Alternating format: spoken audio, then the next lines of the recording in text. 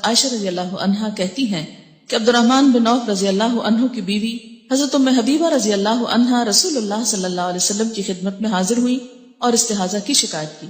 रसूलुल्लाह सल्लल्लाहु अलैहि वसल्लम ने इरशाद फरमाया, हस्ब आदत अय्याम हैज में नमाज न पढ़ो, फिर अय्याम हैज खत्म होने पर गुस्ल कर लो।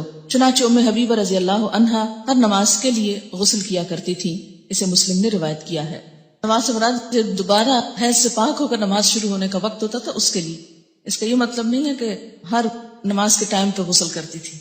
गुस्ल हैज का तरीका ये है, हजरत आयशा रज़ी अल्लाह अन्हा से रिवायत है कि हजरत अस्मा रज़ी अल्लाह ताला अन्हा ने नबी अकरम सल्लल्लाहु अलैहि वसल्लम से गुस्ल हैज के बारे में सवाल किया कि कैसे नहाना चाहिए इसके बाद। तो आपने फरमाया, पहले पानी में बेरी के पत्ते डालकर अच्छी तरह हैज के खून से पाकी हासिल कर लो।